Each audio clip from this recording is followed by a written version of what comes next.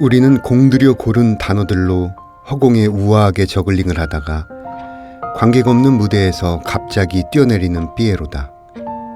나이를 먹듯 꾸준히 가난해지는 자기 언어의 잔고를 매일 지켜보는 회계사이고, 자신의 정직과 허세 양쪽으로부터 소장을 받고 힐난을 당하는 피고소인이다. 우리의 적은 반찬이다, 빨래다 라고 하면 웃지 않을 사람이 누가 있겠는가. 그러니 우리는 그것들 때문에 우리가 종종 현실의 눈물을 흘린다는 사실을 필사적으로 숨긴다. 우리의 슬픔은 유머를 덧씌워 우그러뜨리지 않고는 표현되거나 전해지지 않는다. 우리는 거울을 보고 웃지만 누군가가 우리를 보고 웃거나 반대로 처참한 표정을 지으면 그 사람의 멱살을 잡고 싶어진다. 윤희영 소설가의 작은 마음 동호회에서 읽어드렸습니다. 다른 사람들 앞에서 조심히 말하면서도 그 언어의 빈약함에 대해 걱정하는 것, 눈물을 숨기고 슬픔을 아무렇지도 않게 떠벌리면서도 막상 남들에게 비웃음의 대상이 되면 화가 나는 마음, 어쩐지 익숙한 모습이네요. 우리 모두에게는 이런 작은 마음이 있습니다. 멋져 보이고 싶지만 멋지지 못하면 슬퍼지고, 그 슬픔을 숨기려 하면서도 막상 아무도 내 눈물을 몰라주면 쓸쓸해지죠. 나의 작은 마음이 나 혼자만의 것이 아니고 당신의 것이기도 하다는 것. 당연히 그러한데도 짧은 소설 한 편을 읽으며 다시 배우게 됩니다. 거리의 사람들 바람 따라 흐르면 서성이듯 혼자서 기다리고, 날 부르는 기억에 흔들리는 땅콩이 사람들 사라졌네. 난 속에 퍼져서 울 것 같아서 한참 눈 감고 잊혀져가는 모든 것, 당연한 건가요?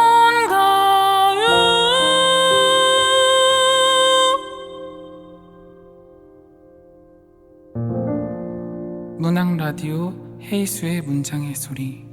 안녕하세요. 저는 진행을 맡은 헤이수입니다. 오늘 문장의 소리 작가의 방에는 특별한 분을 모셨는데요. 정급별 시인님 스튜디오에 함께 하셨습니다. 어서 오세요.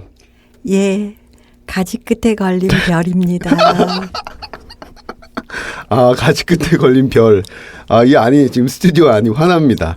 네, 정급별 시인님은요, 1988년 문학사상의 시가, 1994년 동아일보 신춘문예에 평론이 당선되셨고요.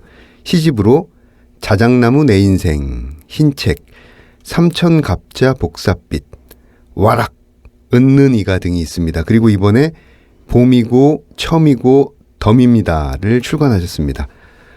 시집 나오고 어떻게 지내셨어요? 몇 군데 특강, 작가와의 만남 몇 군데, 그런 행사 말고는 똑같은 일상 그렇게 보내고 있어요. 그리고 네. 참 추석 전후로 해서 좀 아팠네요. 몸이 좀. 네, 병원 신세를 졌습니다. 예. 지금 좀 괜찮으신가요? 예. 그래도 여전히 반짝반짝하십니다. 네. 봄이고 처음이고 덤입니다. 6번째 시집이 맞나요? 네, 맞습니다. 이 구성이 지금 4부로 되어 있어요. 그래서 이 뭐 4부를 나눈 의도랄지 기준이 있었는지 좀 궁금하고요. 저는 지금까지 시집을 나눌 때 어떤 시인은 시기별로 이렇게 테마별로 이렇게 나누기도 한다고 들었는데, 네. 저는 대체로 큰 틀에서 테마가 약간씩 차이는 있지만 큰 틀에서는 가독성을 제일 중요하게 생각해요. 그래서 이제 독자들이 읽었을 때 호흡, 네네. 한 권으로. 그래서 처음에는 앞에다가 너무 힘을 줘서 네. 벅차다고 그래서 이렇게 좀 다시 흩뿌려서 예. 이런 식의 어떤 가독성이 저한테는 제일 1차적인. 네. 아니 가독성 하시는 순간 네. 진짜 이 가슴에서 제가 땡 한 소리가 울렸거든요. 왜냐하면 이 시집이 정말 재밌어요. 처음부터 끝까지 보니까 가독성을 염두했다라는 생각을 저는 해본 적이 없었어요. 예. 그리고 제 성격이 어떤 건 비슷한 것들은 붙여야 하기도 하고 어떤 네. 것들은 띄워놔야 하기도 하고 어떤 시들이 내면적인 시들이 너무 이렇게 몰려 있으면은 숨막히기도 하고 그렇죠. 뭐 그런 어떤 것들을 통해서 약간 통일되는데 약간의 어떤 변주가 이루어질 수 있는 그런 목차를 생각했습니다. 네네. 지금 말씀을 들으니까 이 목차 그 부를 나눈 데 있어서 굉장히 전략적인 그 전 시집과 다른 어떤 점이 있다면 좀 어려운 말 변별력이라고 해야 될까요? 예. 첫째는 제가 첫 시집부터 이렇게 언어에 대한 네. 어떤 감각이 조금 깊이 들어가는 부분이 있었던 거는 같은데 네. 이번 시집에서는 특히 모어, 저는 모국어라는 단어보다는 모어라는 단어를 더 좋아하는데 그 한글이라고 네. 하는 제 모어의 가능성을 조금 최대치로 좀 올려본 시집이에요. 네. 그래서 듣기에 참 좋은 입말이라든가 듣기에 좋은 시의 가능성을 조금 높였던 것 같고요. 그다음에 이제 일상에서 제가 좀 이제 연륜이 되다 보니까 일상에 대해서 조금 수식이나 이렇게 애둘러 표현하거나 숨기거나 이런 거 없이 직접적으로 이렇게 서사적으로 진술할 수 있는 그런 부분이 좀 있었던 것 같아요. 맞아요. 적나라하게. 이걸 보니까 정말 이 한국어 지금 뭐라고 말씀하신 그 우리글 우리말이 굉장히 전폭적으로 들어가 있어요. 그래서 또 이 언어 유희에 대해서 말씀하셨는데 그 리듬이 입에 저절로 감기는 느낌이 들어요. 네. 예, 들고 그 부제목으로 그 에너그램을 위한 변주라고 이제 부제를 붙여놓은 시들이 좀 많았는데 이 에너그램을 위한 변주 독자 혹은 시청자분들께서는 좀 낯설어 하시는 분들도 계실 것 같아요. 좀 설명을 부탁드립니다. 네. 에너그램이라고 하는 것은 철자바꾸기라고 한글로 풀면 네. 그런 뜻인데 영어에 스페링이 있잖아요. 스페링은 이게 영어는 일렬로 쓰기 때문에 스페링을 바꾸면 뜻이 달라진다는 그렇죠. 것이에요. 네. 타임이 스페링을 바꾸면 마이트가 되고 네. 에미트가 되고 네. 그래서 의미가 달라지는 건데 이런 거를 저는 다빈치 코드인가요? 그렇죠. 여기서만 예. 너무 재밌게 봤어요. 외국 소설에서 네. 이렇게 암호를 이렇게 입력해 놓고 네. 근데 그때 이제 저도 한글에는 에너그램이 되나? 그랬더니 주변 사람들한테 물어도 안 된다는 거예요. 우리는 초성, 중성, 종성까지가 있고 이중 복자음이 있고 네. 그러다 보니까 에너그램에 대해서는 한국어는 좀 어렵다. 교차하잖아요, 우리는. 그런데 어느 날 이렇게 식당을 가다 보니까 감이라는 식당을 제가 자주 가는데 네. 불현듯 그 감이라는 글자를 이렇게 보는데 갑자기 기마가 거기서 툭 튀어나오는 거예요. 네. 순서를 바꾸니까. 네. 그렇죠. 그러면서 우리나라 말에도 에너그램이 되네? 네. 이렇게 생각하면서 그때 굉장히 재밌었어요. 그러면서 간판만 보는 거예요, 이제. 네. 그래서 간판만 보면서 에너그램이 되나 안 되나 그러다가 네. 에너그램이 되는 언어들만 이렇게 찾게 됐고 네. 그런 것들을 이렇게 가지고 이렇게 시를 한번 에너그램이 되는 단어들만 가지고 써야 되는 거예요. 네. 그래서 이를테면은 시급이 지금은 좀 올랐지만 굉장히 시급이 이렇게 낮았을 때 시급이라는 단어를 문제적으로 이렇게 들여다보고 있는데 거기서 이렇게 순서를 바꾸니까 네. 철자를 바꿔보니까 깁스가 나오는 거예요. 그렇죠. 네. 그래서 깁스와 시급? 그러면 깁스한 시급? 맞아. 지금이 깁스한 시급이야. 이 깁스를 풀어야 돼. 막 이런 느낌으로 이거 재밌다 하면서 시를 쓰게 됐던 것 같아요. 지금 이제 정깃별 시인님께서 간략하게 서술해 주셨는데 실제로 시를 보다 보면은 무릎을 치게 되는 그 에너그램들이 굉장히 재밌습니다. 여기 또 이 언어가 구현되는 방식의 미묘함, 낭독해서 읽어보면 굉장히 주문 같기도 한, 랩 같기도 한 이런 작품들이 좀 많이 보이거든요. 그 열잎의 평일이라는 시를 보면은 아흘에 밥 그리고 아빠 우열의 여울에 빠진 등록된 등골 그러나 무릎은 푸름 아직도 장기도 열흘의 혀를 이 길에서 쓴 기일까지의 일기가 기골찬 기록이길 묵시를 숨기는 미숙한 바닥에 답갈지라도 제가 조금 더 잘 살려서 읽었어야 됐는데 죄송합니다. 어쨌든 이거보다 이제 더 직접적이고 더 확연한 느낌의 에노그램 표현들이 굉장히 많은데 이게 읽다 보면은 정말 처음부터 이런 방식으로 지금 시창작을 하고 있구나라는 걸 딱 눈치챈 순간 속으로 계속 소리내서 읽는 스스로를 발견하게 되는 것 같아요. 저도 1차적으로 시를 쓸 때는 꼭 이렇게 소리내서 읽어요. 1차적으로는. 그래서 제가 이렇게 입말로 편안하게끔 네네. 하는 게는 제 시쓰기의 어떤 기본 혹은 습관이기도 하는데 이 시 같은 경우는 아을의 아밥 그리고 아빠 네. 우열과 여울 막 이렇게 하면서 아음과 이응음으로 일단 라임을 살리는 거죠. 그래서 그렇죠. 랩 같다라는 느낌을 드셨을 거예요. 그다음에 이제 이 시는 사실은 에너그램의 변주라는 그 부제가 붙은 시인데 연립과 평일이 음소가 같아요. 그렇죠. 그러니까는 연립을 이렇게 놓고 보다가 사실은 평일을 받겠죠. 평일을 이렇게 놓고 보니까 거기서 연립이 발견되는 거예요. 그 단어가. 그래서 좋다. 연립의 평일이라는 시를 쓰겠다. 그리고 이제 하루부터 시작하는 거죠. 그 헤이수 선생님께서 읽어주신 거는 아을에하고 열흘인데 네, 네, 네.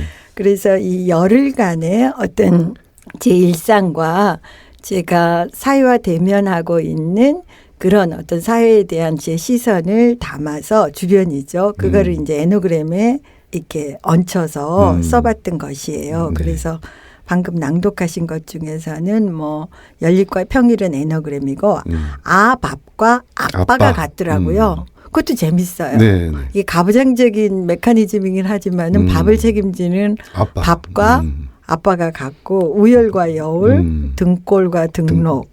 그리고 재밌었던 건 무릎과 푸름이에요. 이런 건 참 난이도 높은 건데 이런 거는. 그다음에 이제 아직도와 장기도가 같고 뭐 이런 것처럼 이렇게 에너그램이 되는 시들 가지고 쓰는 건데 묵시와 숨기와 미숙이 에너그램이 되고 바닥이 답가가 되는 저는 그것도 재밌더라고요. 네. 그렇지 바닥은 튀어오르는 거니까 어떤 의미로서는 답가를 가지고 있지 이렇게 서로 다른 단어들이 같이 뭉쳐있는 데서 네. 새로운 의미가 생성되는 그 지점들이 저도 이렇게 말을 처음 배우는 아이처럼 재밌었던 것 같아요. 그리고 한글이 다시 보였어요. 아이고, 그러시구나. 그 뜻들이. 그러면 이 천돌이라는 곳 한번 좀 낭송을 부탁드려도 괜찮을까요? 제가요? 예. 부분을 생략하면서 네. 좀 읽어보겠습니다. 천돌이라는 곳. 와서 읽어주세요. 긴 손가락으로. 아무나가 누구인지 모든 게 무엇인지 발소리도 없이 들었다 잠시 별을 피워낸 서리 입김 유리컵처럼 내던진 너라는 파편과 인도 코끼리 같은 오해의 구름 그리고 지리 멸렬에 묶인 지리한 기다림이 기억의 물통을 채울 때면 망각의 타종 소리가 맥박처럼 요동치는 곳. 네.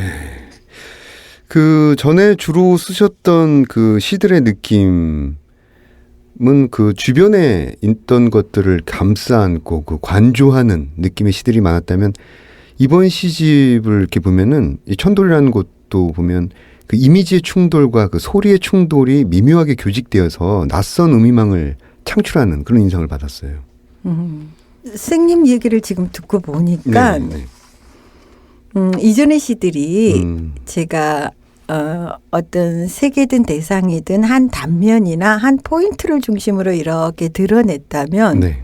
생각해 보니까 이번 시집에서는 한 단면이나 포인트에 다른 어떤 서사나 다른 이미지들을 다 넣으려고 했었나 봐요.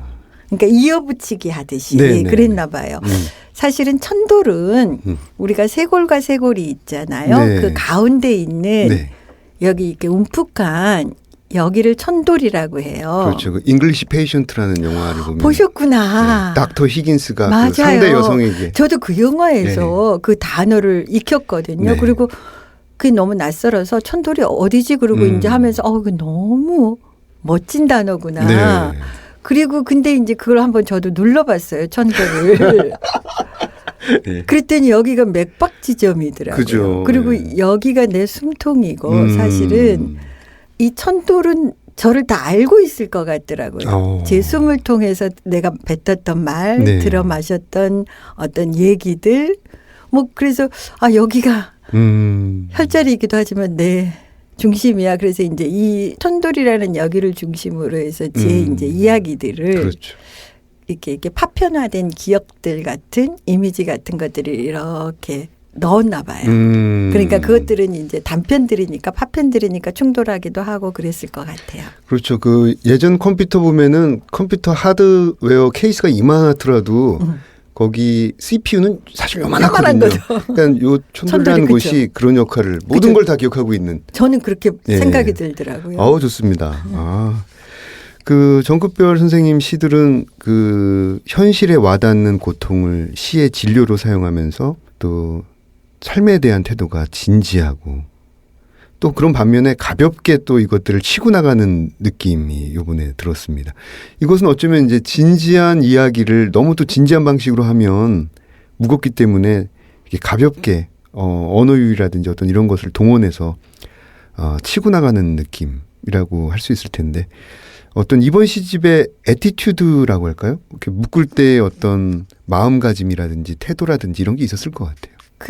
제가 2000년도에 발간한 두 번째 시집이요. 네. 그러니까 19년 전이네요. 거기 서문에 이런 짧은 글을 썼어요. 세상 모든 농과 세상 모든 되풀이를 위하여. 딱 두 줄 썼거든요. 그때 이제 20년 전에 제가 생각했던 세상은 환농으로서의 고통으로서의 농이고 근데 그 농을 농담으로 유머로 이렇게 건너가고 싶었고 세상 모든 것들은 참 되풀이되는구나. 아침 먹고 땡 점심 먹고 땡처럼 혹은 다른 사람과 나는 특별하던 사랑이지만 사실은 있었던 사랑이고 되풀이되는 사랑에 불과한 것이고 그렇죠. 아무튼 되풀이된다라는 이 세상 모든 되풀이를 되풀이로 넘어서고 싶었어요. 그래서 앞에 있는 되풀이는 사실은 통속일 수도 있고 하는 그런 되풀이를 리듬, 반복, 네. 반복의 되풀이로 넘어서고 싶다고 했는데 아마 이게 계속 20년 동안 가져왔던 제시에 일관된 것인 것 같고 이번 시집에서는 고통으로서의 환홍이 조금 가족이라든가 자본, 경쟁하는 거, 네. 우리 사회에 과도한 무한 경쟁 같은 거 혹은 폭력 같은 것들이 이제 조금 더 구체화됐다면은 네. 유머로서의 농담으로는 어떤 이렇게 되풀이되는 리듬 같은 거 있죠. 아까 얘기했던 쌤께서는 언어 유희 혹은 말놀이 이런 걸로 해서 이렇게 라임 에너그램 이런 것들이 조금 강화돼서 네. 이렇게 넘어서고 싶었던 게 아닌가. 네. 그리고 이렇게 저보고 누가 그러더라고요. 캔디. 근데 사실 이 캔디는 그래도 귀엽죠. 그 이전에는 저는 수납질 여자. 아유, 별 말씀. 그러니까 저한테는 그런 만화적인 캐릭터적인 특성이나 개그적인 어떤 그런 게 저한테 있으니까 그런 캐릭터가 저한테 주어졌겠죠. 무슨 뜻인지 알겠어요. 네, 그러니까 그런 게 있는 것 같아요. 만화 혹은 개그에 대한 어떤 캐릭터 같은 게 있는데 그걸 이제 이번 시집 해설을 쓴 조광석 선생님이 밸런스를 맞추는 네. 밸런사의 춤이라고 이렇게 명명해 주셨더라고요. 네. 요 해설도 굉장히 인상적이었습니다. 3부에 보면 이제 젠더의 새벽은 아직 춥다. 굉장히 눈길이 많이 갔습니다. 그 강렬한 이미지들이 간결하게 나오는 부분들이 인상적이었는데요. 이 시대의 젠더를 바라보는 선생님의 시선 굉장히 궁금합니다. 너무 할 말이 많아서 그죠. 입이 다물어지는 그리고 혹은 쉽사리 뭐부터 얘기해야 되지? 그래서 쉽사리 얘기할 수 없는 어떤 국면들이 있는 것 같아요. 이를테면 저는 386 세대고 제가 20살까지는 저희 집은 지독하게 가부장적인 저희 아버지가 그리고 그 오빠들이 4개예요. 저는 4개라는 느낌이 막 너무나 어울릴 정도로 오빠 넷과 아버지 그 밑에서 막내예요. 제가 딸 둘에. 그러니까 저는 20세까지 그 아버지가 저에게 부여하고 학습하고 교육했던 그 여성관이 있었던 것이에요. 그래서 제가 고등학교 때 생활기록부를 보니까는 미래의 꿈이 현모양처라고 써 있더라고요.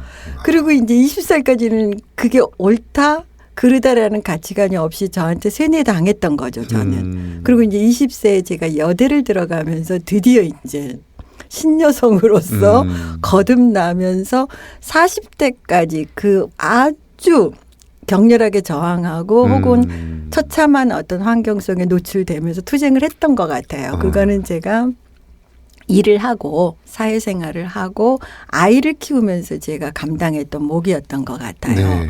그리고 이제 지금 50 이렇게 반세기가 지나고 나니까 저는 또 딸이 둘이에요. 네. 그 딸들에게 저는 적폐의 대상이 됐더라고요. 그러면서 딸들이 저보고 꼴보, 쫄보 이래요. 그러면서 애들이 이렇게 가끔 술 마시는데 엄마 페미니스트였다며. 그건 뭐냐면은 제가 20대에는 양성평등이었어요. 성이 2개가 평등하다고 배웠는데 지금은 양성평등이라고 하면 안 돼요. 성이 없어요. 성은 2가지 이상으로 하는 거예요. 그러니까는 저는 지난 세대의 어떤 한계를 가진 여성이더라고요. 그리고 이제 딸들이 오히려 대학생이 되고 나니까 네네. 현실이 고등학교까지는 안 느껴져요. 그게 사실은 학교에서 성적 중심으로 가는 시스템이 대학생이 되고 사회에 가면서 이 아이가 이제 전해오는 어떤 여성으로서의 댄저러스함이 저한테 또 실감이 되면서 저가 갑자기 보수적이 되는 거예요. 조심해야 돼. 막 네. 이런 걱정스러우니까. 그러면서 이렇게 20년 단위로 내가 이렇게 모순 덩어리가 굉장히 다른 상태에서 돼서 지금은 조심해요. 그리고 좀 혼란스러워요. 그리고 제가 가지고 있던 한계를 인식해요. 네. 그러나 믿는 거는 딸들이 세대가 그리고 딸들이 보고 있는 방향이 맞다라는 지지해야 된다라는 그런 믿음은 있어요. 네. 지금 막 말씀하시면서 그 고민스러운 부분들이 사실은 시편에 조금씩 다 녹아 있거든요. 하여튼 감사합니다. 하여튼 그 개인적인 고민에 대해서 설명해 주시니까 훨씬 작품을 이해하는데 도움이 됐습니다.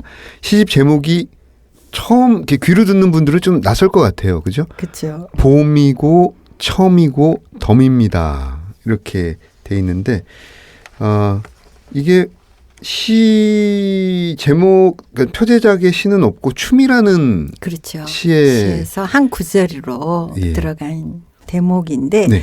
라임에 대해서는 많은 시인들이 쓰고 있고 썼어요. 저도 많이 썼고요. 근데 저는 이전부터 이제 라임을 많이 썼지만 이번 시집에서는 그 라임의 차원이 음소 차원으로 좀 가봤어요. 근데 이 춤이라는 시는 음소 중에서도 미음.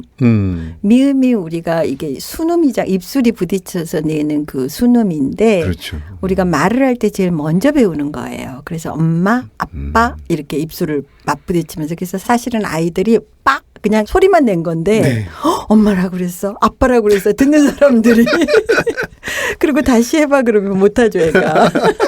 근데 아무튼 그 순음이 처음 내는 발음인데 네. 그래서 미음이 된 단어들이 많았고 미음으로 끝나는 종성으로 끝나는 한 글자 혹은 2글자 3글자까지 있었어요. 네. 미음으로 끝나는 한글들만 가지고 시를 써봤었어요. 그중에 이제 한행이 봄이고 처음이고 덤입니다. 네. 굉장히 중요한 단어들이 많아요. 미음으로 끝나는 한 글자 중에. 그리고 여기 보니까 점이고 섬이고 움입니다.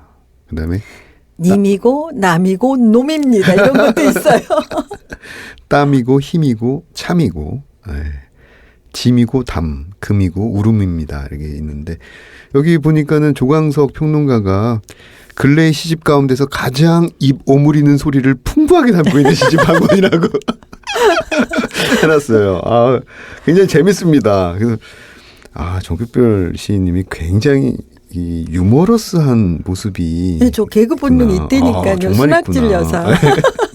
일제 눈썹. 이 4부를 보면은 이 바발과 알밥을 찾아다녔다. 이 시도 기억에 남는데요. 에너그램이 되고 있죠. 예, 바발과 알밥. 예. 그래서 현실적이지만 또 현실을 비틀어 놓은 이미지와 상황들 굉장히 묘하고요. 서정적인 단어들이 이렇게도 바뀔 수 있구나. 고개를 끄덕이게 되면서 계속 재밌어요. 네. 예.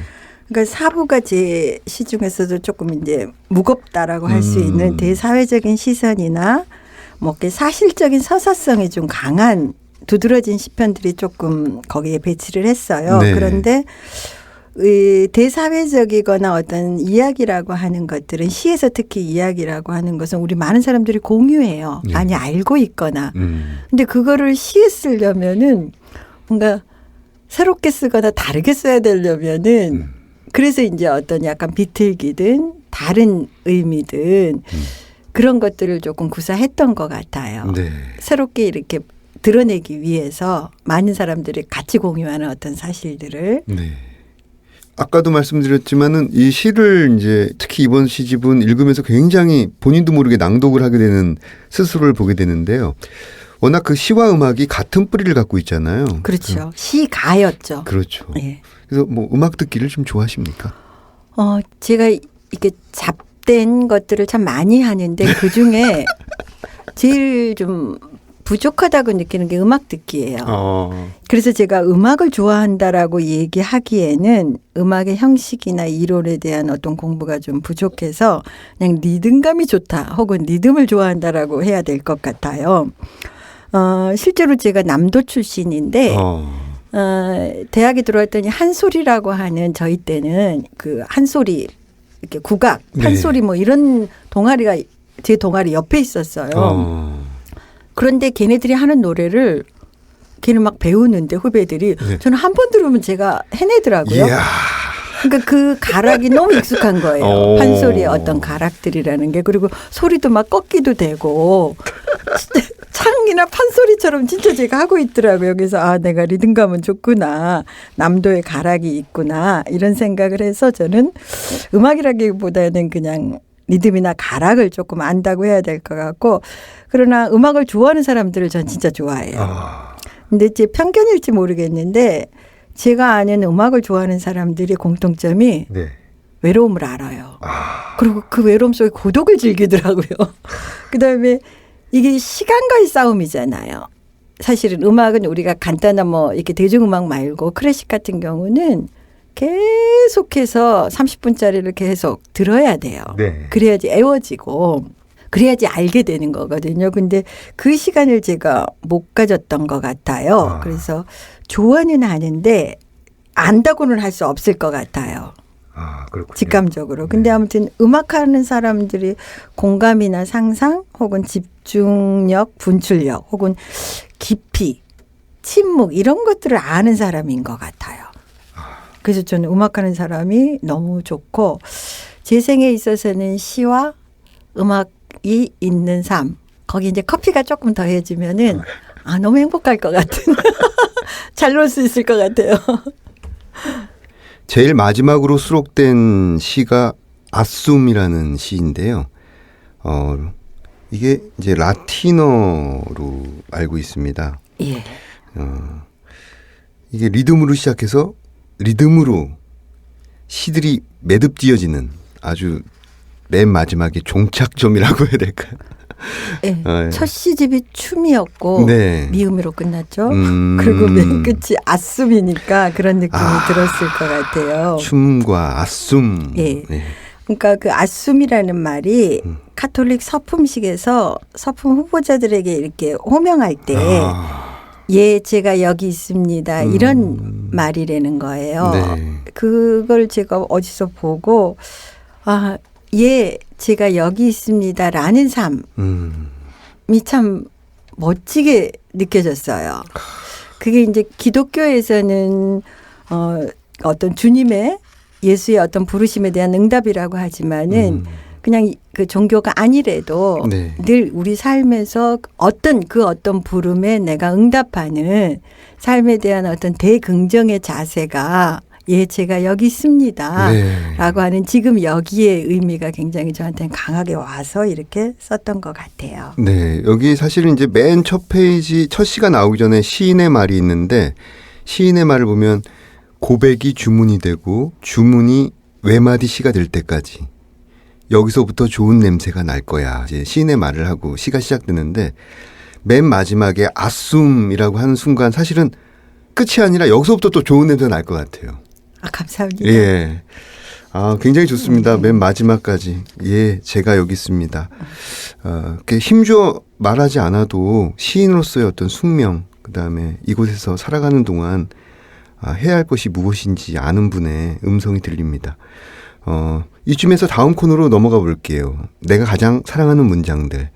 어떤 문장들을 가져오셨을지 정급별 시인님의 목소리로 들어보겠습니다.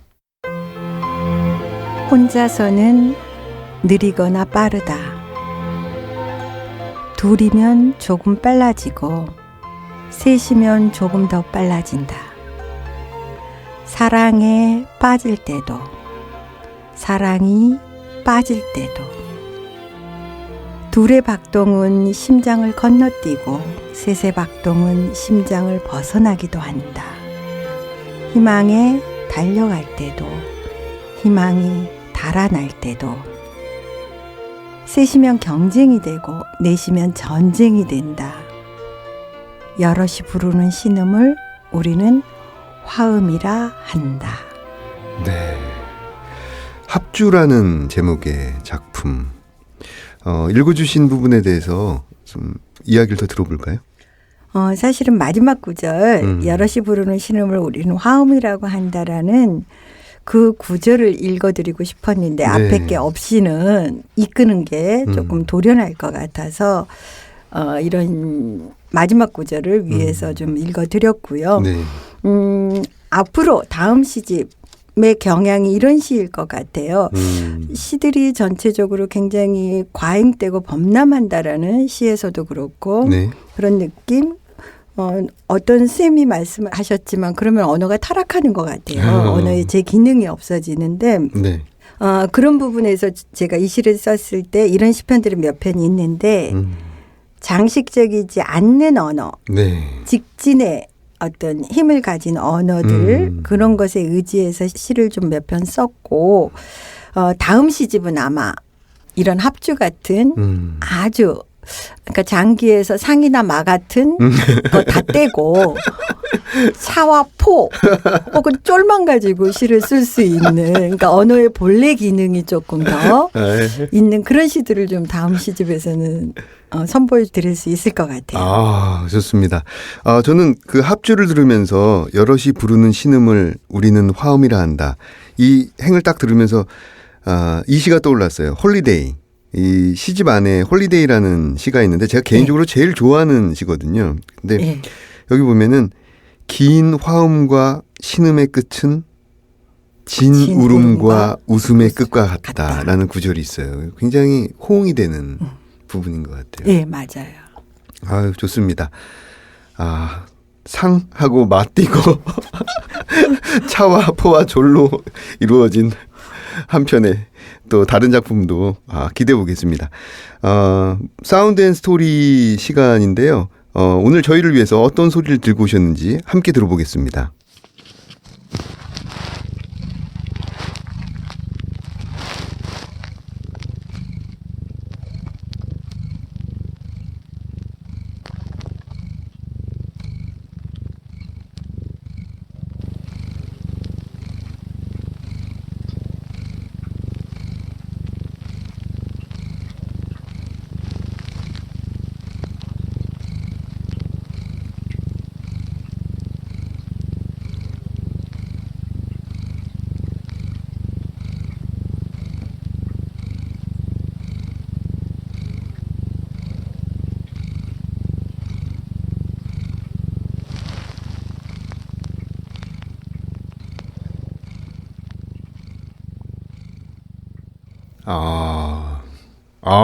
듣기 좋습니다. 이거 왜 끝이 안 났으면 좋겠는데 계속 듣고 싶다라는 생각이 드는 소리인데 굉장히 행복한 사운드 같아요. 그렇죠. 네, 설명을 좀 해주시죠.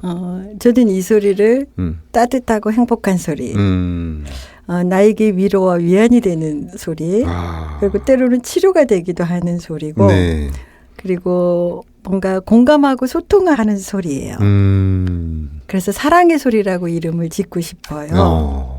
이 소리는 네. 체온의 소리고요. 네. 떨림의 소리고 부드러움의 소리, 그리고 이렇게 포옹, 안음의 소리고 예. 이렇게 체중의 소리예요. 무슨 소리게요? 이게 동물이 굉장히 행복할 때 내는 소리 같아요. 고양이가 행복할 때 내는 그런 골골송이라고 그러죠. 예.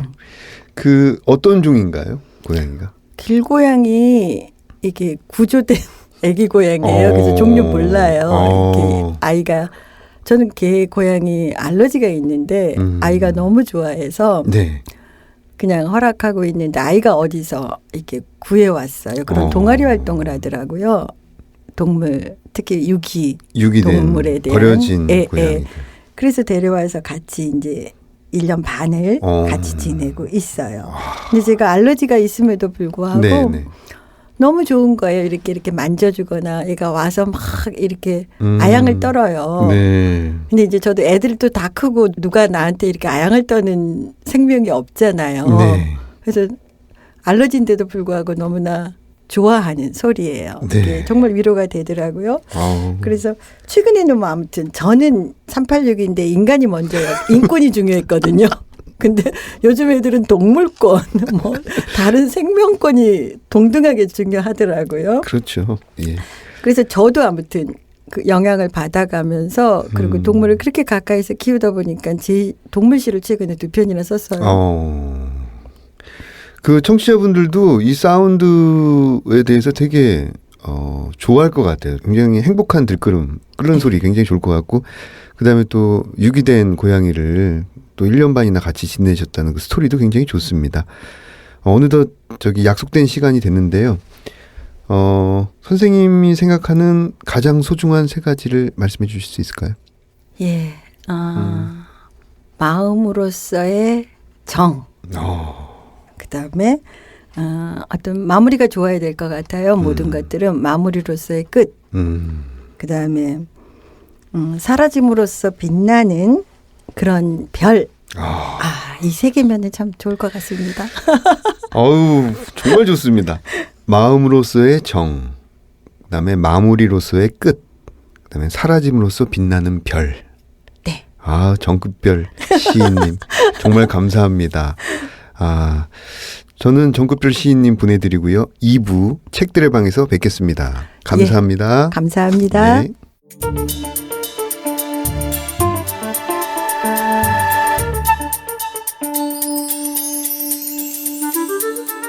문장의 소리 2부 책들의 방 2부 코너에서는 책과 관련된 다양한 직업군을 초청해서 다양한 이야기를 나눠보고 있습니다. 지난주에 이어서 청색종이 대표 김태용 시인님을 이 자리에 모셨습니다. 안녕하세요. 예, 안녕하세요. 시를 쓰고 책을 만들고 있는 김태형입니다. 네. 오늘은 가장 사랑하는 책에 대해서 이야기를 나눠볼 텐데요. 읽어줄 책을 가지고 오셨죠? 네. 이거 굉장히 고민스럽더라고요. 네. 이 한 책을 소개하면서 나머지 수많은 책들의 적이 될까봐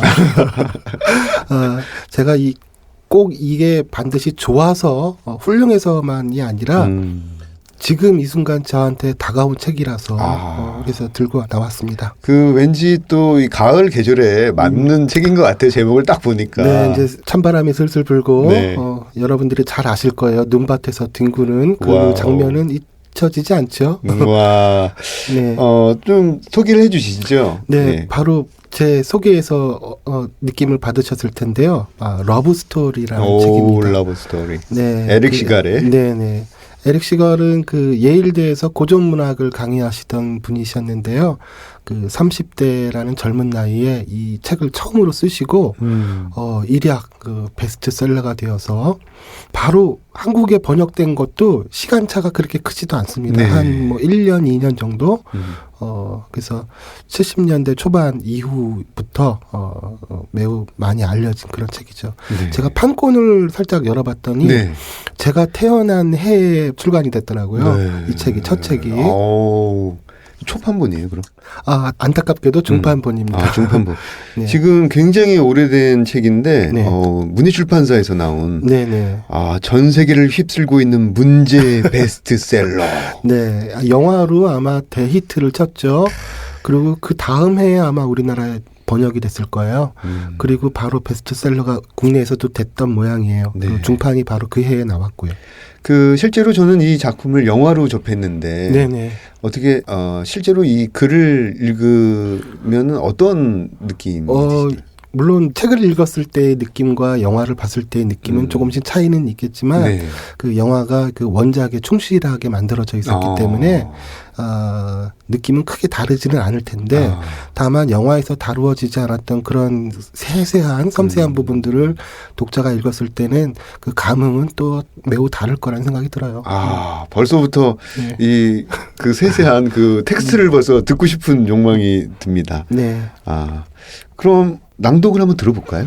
네, 부분만 낭독을 하기 때문에 그 살짝 이어지는 내용을 잠깐만 설명하자면 네. 두 주인공이 이제 결혼을 하는 장면이에요. 그래서 이제 서로에게 이제 시를 헌정하는 그런 내용입니다. 들려드리겠습니다. 그러면 이 엄숙한 자리에서 꼭 낭독하고 싶다는 두 분의 시를 듣기로 하겠습니다. 처음은 신부 차례. 제니는 나에게 향해 서서 자기가 선택한 시를 낭독하기 시작했다. 무척 감동적인 시였다. 특히 나에게 있어서는 더욱 그랬다. 왜냐하면 그 소네트를 쓴 사람은 엘리자베스 바렛이었기 때문이다. 우리 두 사람의 영혼이 똑바로 힘차게 일어서서 서로 얼굴을 마주하고 말없이 다가와서 마침내 양편에서 펼친 날개에 불이 붙을 때 나는 곁눈질로 필 카빌레리 쪽을 바라보았다. 그의 얼굴은 청백해졌고 입을 벌리고 눈은 놀라움과 감동으로 가득 차 있었다. 제니는 소네트의 낭독을 끝냈다. 그것은 어떤 의미에 있어서 다음과 같은 기도이기도 했다. 암흑과 죽음이 그 둘레를 둘러싸고 있을 때라도 하루 온종일 머물러 서로 사랑하는 곳. 이번에는 내 차례였다. 얼굴을 붉히지 않고 낭독할 수 있는 시란 그리 흔한 것도 아니었다. 거기 서서 경박한 느낌을 주는 시를 낭독하기란 당치도 않다. 절대로. 그러나 월트 휘트먼의 대도의 노래 가운데의 한 귀절은 좀 짧긴 하지만 나의 심정을 충분히 말해주고 있다. 나는 그대에게 내 손을 내민다. 나는 그대에게 돈보다도 귀중한 나의 사랑을 드린다. 나는 설교나 법률보다도 우선 나 자신을 주련다. 그대도 나에게 그대를 주지 않으려는가? 그리고 나와 함께 길을 떠나지 않겠는가? 둘이 살아있는 한 언제까지나 서로 굳건히 맺어져 있지 않으려는가? 내가 낭독을 끝내자 감탄한 듯한 침묵이 장내에 흐르고 있었다. 네. 결혼식장에서 네. 서로에게 시를 헌사하는 장면. 네네, 맞습니다. 아마 그 서로 어떤 시를 읽을지 얘기는 안 되었을 것 같아요. 그래서 서로가 서로에게 자기 심정을 말하는 그런 시를 골라왔다는 생각이 들어요. 그렇죠. 지금은 시를 서로에게 그 건네는 그런 식장은 잘 못 봤는데요. 촉시는 읽는 걸 가끔 봤는데 네. 서로가 골라온 시를 읽어주는 그런 장면은 이 소설에서 제가 좀 흥미롭게 봤던 것 같습니다. 네. 조금 놀랍게도요. 네.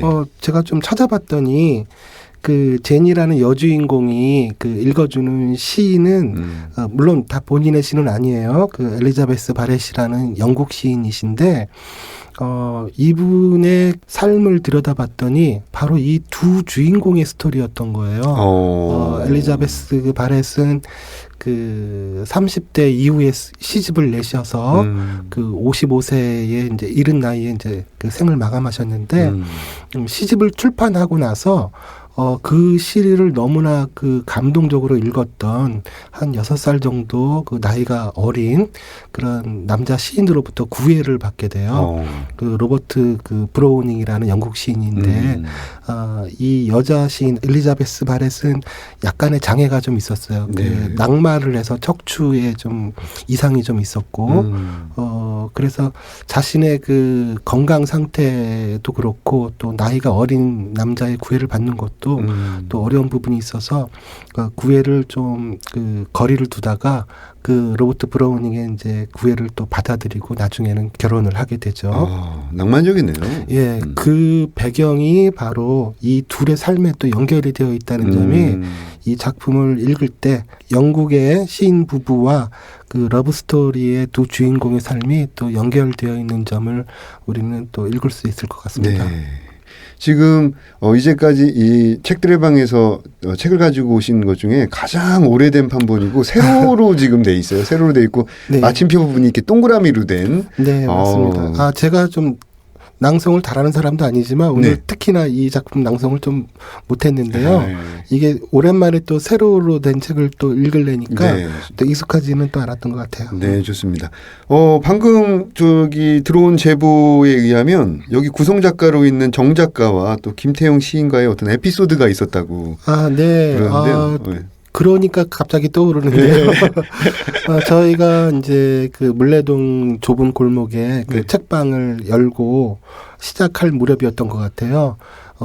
웬 낯선 청년이 골목이 예쁘다고 사진을 찍어서 이제 어딘가에 올리셨는데 제가 또 우연히 그 사진을 보고서 저희 책방을 또 예쁘다고 또 해주셔갖고 그래서 서로 이렇게 연락을 주고받았던 기억이 또 납니다. 또 그런 인연이 있군요. 그 서점과 독립출판사를 운영하면서 어려운 점이 많을 것 같아요. 어떤 것들이 있을까요? 물론 뭐 경제적 어려움이 제일 크겠지만요. 네네, 뭐 그런 거는 이제 차치하고 그 좋은 원고를 만나는데 좀 한계가 좀 있어요. 저희가 이제 노력이 좀 부족한 것이라고 봐야 되겠죠. 빛을 발하지 못하고 있는 작가들을 저희가 그 빛이 나도록 이제 만들어야 하는 그 에디터 역할을 해야 될 텐데 아직 그런 역할을 못 하고 있는 게 좀 아쉽고요. 좋은 작가를 발굴해서 그 작품의 그 역량을 네. 돋보이게 하는데 좀 주력하고 싶습니다. 사실은 그 훌륭한 출판사라고 하면은 가장 핵심이 훌륭한 에디터가 있는 곳이잖아요. 그렇겠죠. 네. 지금 이 훌륭한 에디터 분들께서 네네. 이 방송을 들으시면 마음이 좀 움직이실 수 있을 것 같아요. 저는 훌륭한 에디터는 아니고요. 네. 에디터 역할이라기보다는 동료 의식을 갖고 있는 한 사람으로서 네. 그 동료와 함께 간다는 그런 좀 입장을 좀 갖고는 있는데 네. 그 영미권에서의 에디터의 역할은 우리가 익히 많이 들어서 알고 있잖아요. 유명한 그 작가들을 그 에디터가 그렇죠. 그 발굴해서 그 좋은 작품을 쓸 수 있게 조력자의 역할을 해왔는데 아직 한국의 출판 그 어떤 역량들은 그 에디터의 역량이 조금 아직 활발하게 이루어지지 못한 부분은 있습니다. 맞습니다. 하지만 지금 그 젊은 그 능력자들이 꽤 많아요. 제가 보기에. 네. 그 젊은 에디터들이 좋은 작품을 발굴하는데 노력하고 있고 저희 같이 이렇게 작은 출판사는 다만 그 큰 흐름으로부터 좀 벗어난 예외적인 작가 그 중엔 천재도 있겠죠. 네, 물론이죠. 우리가 한눈을 팔았던 그런 예외적인 작가들의 빛나는 원고를 매만지는 데 주력해야 될 것 같아요. 네. 어려운 점에 대한 말씀을 들으니까 또 이게 인식하고 있으면 또 해결이 또 될 거라고 보고요. 네. 어려운 점도 있겠지만은 이제 운영하면서 즐거웠던 점이 더 많을 것 같아요. 첫 책을 낸 지가 한 이제 5년 정도 되는데 네. 그때 낼 때만 해도 몇 권이나 낼 수 있을까 굉장히 그 좀 불안하고 암담했었는데 네. 벌써 30여 종의 책을 또 만들었어요. 어떤 책들은 제가 가만히 있는데도 저희와 함께 하게 되었고 네. 그런 것들을 보니까 내 마음만으로 되는 세계는 아니다. 네. 물론 제가 어느 정도 길을 만들어 놓고 문을 열어 놓아야만 될 부분이겠지만 나도 모르는 어느 순간 그 책 한 권이 네. 내 손에서 만들어지고 있는 그 순간들이 제일 기뻤고요. 또 무엇보다는 저희 책의 디자인이 매우 훌륭하다. 디자인이 굉장히 훌륭해요. 제가 옆에서 지금 네. 나온 책들을 보고 있는데. 그래서 그런 그 독자들과 만났을 때 용기를 좀 많이 얻고 있습니다. 네. 앞으로 그 출간될 책들 간단하게 말씀해 주시죠. 저희가 물레동에서 이제 책방과 출판사를 하면서 그 주변 이웃들에 대한 관심을 좀 두게 됐어요. 둘러보니까 그 물레동은 그 주로 이제 시각예술 쪽에 작가들이 꽤 많이 모여 있고요. 그렇죠. 물론 그 외에도 이제 음악 공연 등등 물론 저 같은 이제 문학하는 사람도 있고 그래서 다양한 그 예술가들이 활동을 하고 있는데 그들의 작업을 좀 정리하는 책을 만들면 어떨까라는 좀 욕심을 가지고 지금 벌써 올해 그 3번째 엔솔로지를 좀 준비하고 있습니다. 네. 그리고 지난주에도 잠깐 말씀드렸듯이 그 시 비평으로 매우 활약을 하고 있죠. 그 이성혁 평론가의 문학 편집이 이제 곧 여러분들한테 그 다가설 것이고요. 네.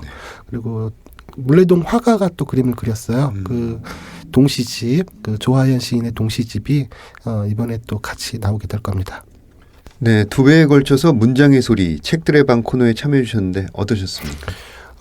문장의 소리가 꽤 역사가 됐어요. 네. 정말 제가 이 스튜디오가 낯설지는 않아요. 저도 여기서 그 여러 가지 작업들을 했는데 문장의 소리 이 라디오에 여러분들과 만나게 된 게 처음이고 네. 너무 기뻤습니다. 다른 작가들도 이 테이블에서 마이크를 앞에 놓고 자신들의 이야기들을 많이 하셨을 텐데요. 여러분들이 그 한국 문학을 사랑하는 것처럼 문장의 소리도 많이 아껴주셨으면 좋겠습니다. 네, 감사합니다. 서점이자 출판사인 청색종이 대표 김태영 시인님 이렇게 말씀해 주셔서 감사드리고요.